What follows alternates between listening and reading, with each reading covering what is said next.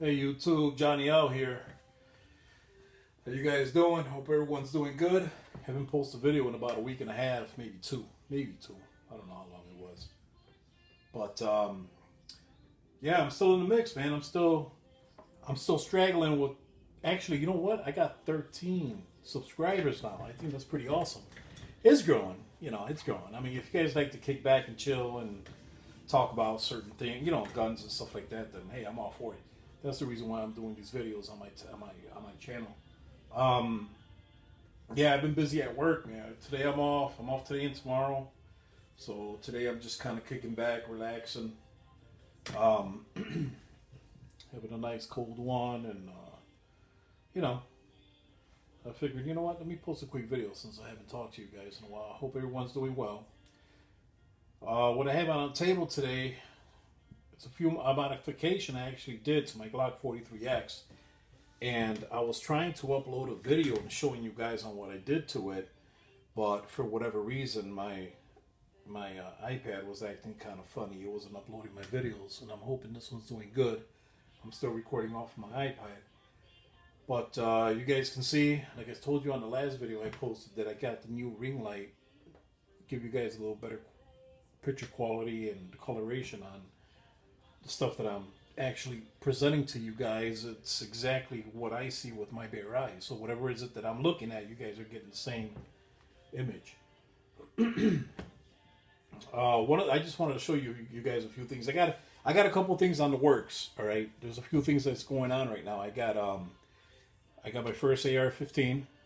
For those of you that don't know, I'm more of a handgun type guy. I mean, I love firearms. I love handguns mainly. Yeah, I'm not a big fan of long guns like ARs and shotguns and bolt action rifles and so on and so forth. But I said, hey, with today's day and age and the way shit's getting out there, I have to get me an AR. I have to at least get an AR. So I went ahead and I opted with the Smith & Wesson M&P Sport 2. I was going to get the Ruger AR-556, but they gave me a pretty good law enforcement discount on the Smith & Wesson, so I opted with that, which I have it, it's in my safe, but I don't want to bring it out yet. I'll post a video on that on another day, because I have some stuff that I want to do to it that is going to be quite interesting because I've never done it before.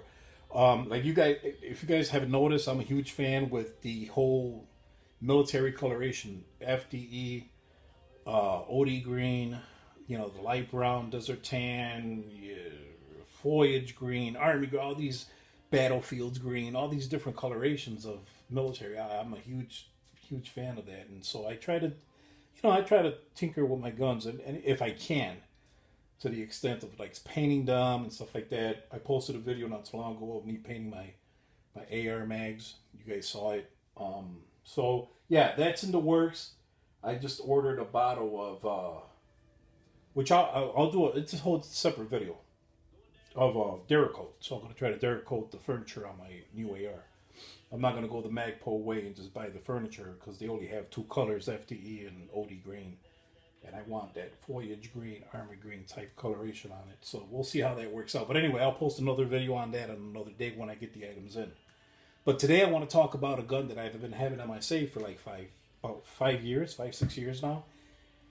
And this particular firearm, I got it all black when I first bought it. It was all black, and I wanted to get the frame painted again, foliage green, and I could either go with Duracoat or Cerakote, but all the places that I was looking at they were charging me too much money. So I ended up doing a little, I was doing some more research and like checking online to see, what companies out there in my area.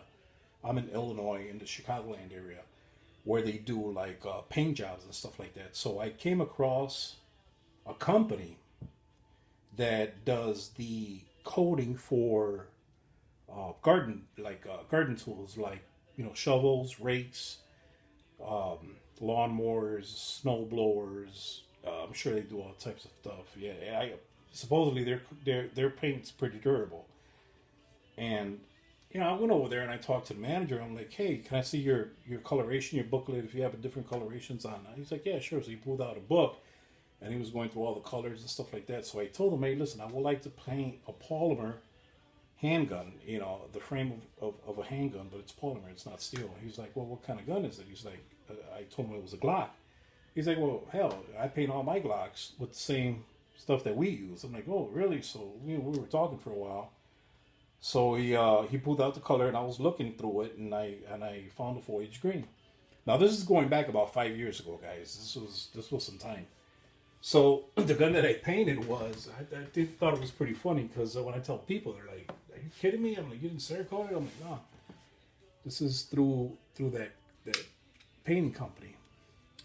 I think it was called CD Coating or CD Custom Coating Paint Job or something. It was a factory where they do lawnmowers and stuff like that. So they, the actual paints, the paint that you have on your lawnmower or snowblower or snowblower or stuff like that, it's the same quality paint.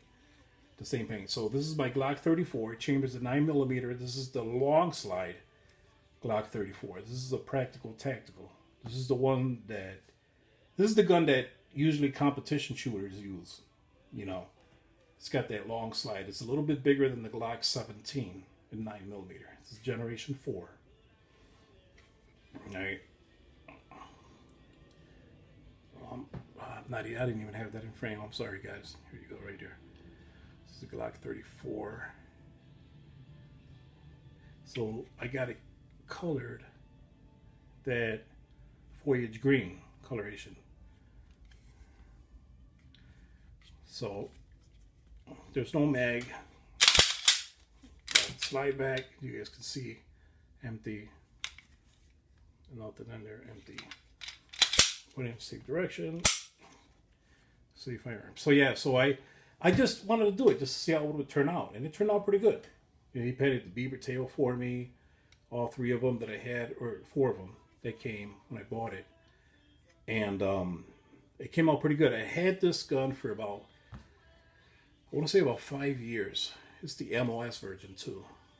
You put an optic on there, but I usually don't put optics on my gun. This one also comes with a ported slide. It's not a ported gun. From what I understand, a ported gun is when the actual barrel is ported. It's got holes on it. This one is just a weight reduction from what I read, and it's just a ported slide. But you could put an optic on it. As you guys can see, I changed the sights on it. I changed the sights.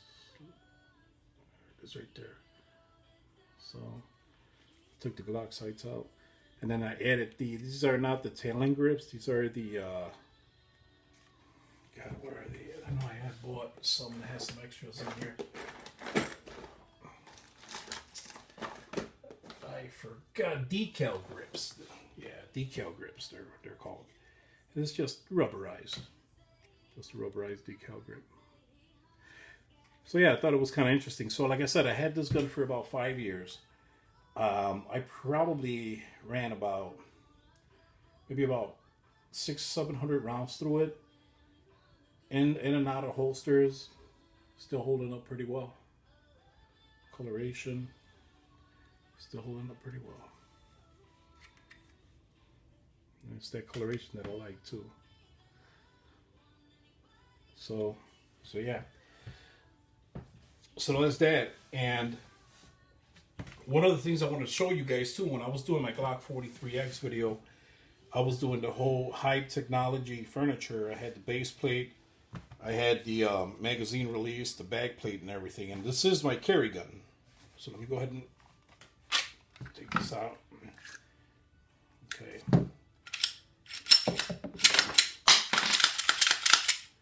Make sure it's safe. Lock the slide back. Nothing. Safe firearm. So I ended up getting the trigger for it. Hype Technology is the Monarch. It's called the Hype Technology Monarch trigger. I believe it is. So it is right here. So I installed it. And the trigger pull. It's just a little bit better than than the factory Glock trigger. That's the reset. I think it's like a 5.5 pound trigger pull, maybe. I mean, it's a little, yeah, you gotta put a little, but it's good for a concealed carry. You know, it's good for, there's the take up right here. Hit the wall. So here's the little safety mechanism there. Take up, wall, bang, breaks. And it feels good. To me, it feels good. So yeah, so I just wanted to show you guys that I had installed that Monarch trigger. And that bad boy right there alone was like $100 through Hype Technology. But you know, it's the same. It's the same. I was reading up on it, and it's the exact same. You know, it's got the same assembly, like the same. How can I say it? Insides of the factory trigger. So everything on the factory trigger is the exact same as this, other than the trigger itself. It's a little bit different. And of course, the trigger pull is a little, I think it's a little heavier on the Monarch trigger than the factory trigger. Might be the same, might be a little, but the reset, it's like, you know, it's right there.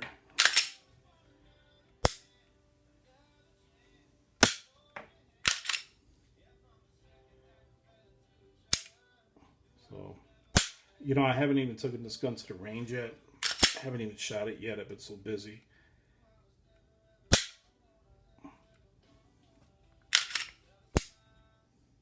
So we'll see. We'll see how it turns out. To be quite honest with you guys, I shouldn't even be carrying this firearm until I test that trigger. I know.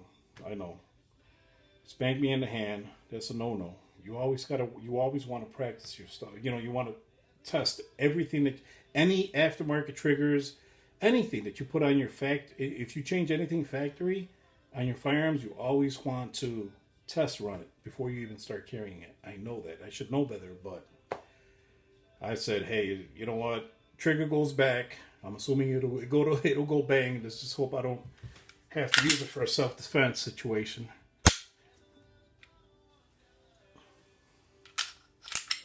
See, reset. So we'll see. We'll see. My plan is, I'm off tomorrow, so I might go hit up the range tomorrow just to test it out to see. But yeah, I just thought it was pretty cool. I wanted to show you guys. And one more thing I wanted to show you guys is, let's put this off to the side here. Pick up that round. Alright, one of the things I wanted to show you guys, I was looking online. I was just, you know, bored one time. I was looking online the other day, and I found this pretty cool Glock keychain. You know, that I saw on it wasn't on Amazon, it was on eBay. And I saw this guy had a video on it, and the way it manipulates just like a real firearm. I mean, I'm like, you got to be kidding me. There's no way that an itty bitty keychain gun will manipulate just like a real gun. Sure as shit, man. I just went ahead. I bought it.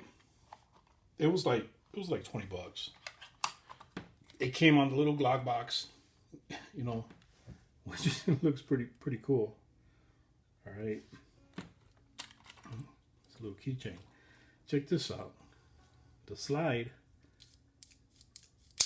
goes back, and see it locks the slide back.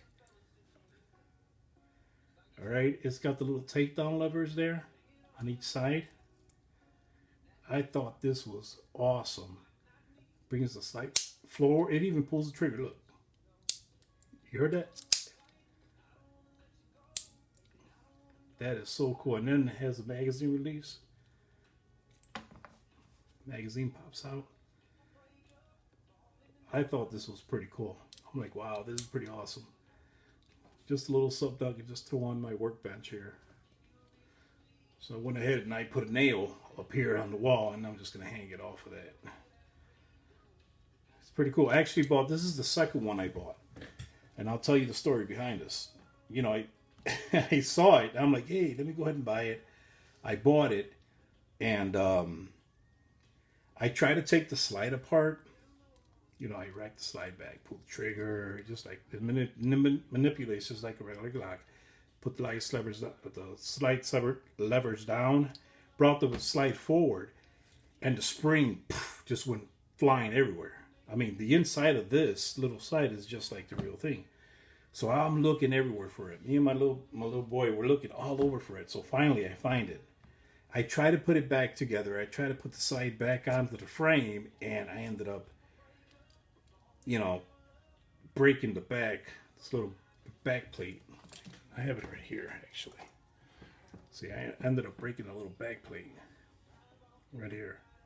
So this one doesn't manipulate anymore.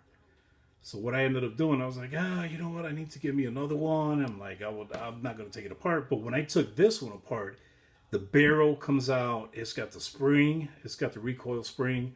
It's amazing the way they did that. I'm like, how in the hell did they do something that small that manipulates just like the real deal? I mean, it's got everything on all the internals of the slide. It's got it on this little model. I thought that was pretty cool.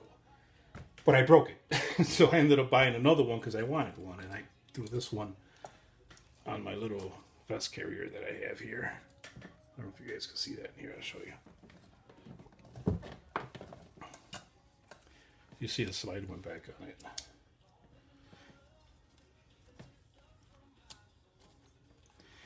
So, yeah, just a little desk decoration thing. You guys probably can see it's right there. Got a little revolver hanging off on the side. But yeah, so I'm like, you know what? I'm just going to throw this one there, and then this one I'll hang over here somewhere, maybe right here or up here.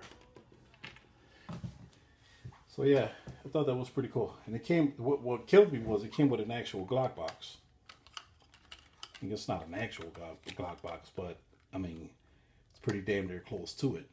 You know, I was just like amazed. I was like, wow, that's pretty cool. But anyway, yeah, so that's what I ended up doing. You know, I was bored, so I was looking online to see what they have because I wanted to dress up, you know, my scenery here a little bit. So I ended up getting that. But yeah, so the project that I got coming up with my Smith & Wesson MFP Smith & Wesson MFP Sport 2, I'm going to dress up the furniture a little bit. We'll see. I'm waiting on this Derek coat to show up. I'm going to paint the furniture on it, the front, you know, the handrail, the grip, and the bus stock. See how it turns out. You know, if it turns out screwed up, or if I mess it up for whatever reason, no big deal. I could always discard of that and just go to Magpul and just order the actual Magpul furniture for that firearm. But I'm not going to make a video on that yet until I get everything in. So I just wanted to post a quick video, let you guys know that, hey, I'm still in the mix. I've just been busy with work. It's been a fucking jungle. Just almost just about ready to just retire. Can't wait. But yeah, just wanted to make sure everyone's okay and leave any comments on, leave any comments if you guys want to know anything about where I got the Cerakoted. If you're from the Chicagoland area, I can give you I can put it in the description down below if you want to know. But once you leave me a comment, I'll let you know where, because this guy he doesn't have a license to do it. It's kind of like, hey, I'll just do it for you real quick. As long as it's just a frame, no trigger, you got to give it to me completely stripped. So when I turned it into him, it was completely stripped. It was just a piece of plastic that I gave him, just for the record. So he just real quick, and I just walked out of the door. He's like, you got to put it somewhere warm. Let it, I'm like, all right. As soon as I got home, I threw it in my closet. It's been holding up pretty good, the coloration. So we'll see. But yeah, just leave it in the comments. You guys have any questions in regards to this trigger too? Let me know. Yeah, again, I got it from Hive Technology. It's the Monarch trigger. And there's a few things I got in the works too. I got a couple holsters coming in from a good buddy of mine. He's got his own holster company. I'm waiting for them holsters to come in. I got one coming in for a Glock 27 Gen 4, an OD green IWB inside the waistband holster, and a single mag holder for that particular pistol, and a single mag holder for a AR mag. So I got that coming in, but I'm going to do a whole different video on that. And I'll tell you the name of his company if you guys are looking for a good quality holster. Gotta go check him out. He's got good stuff. All right. So anyway, I'll talk to you guys later. Hope everyone has a good night, and be safe, and see you on the next video.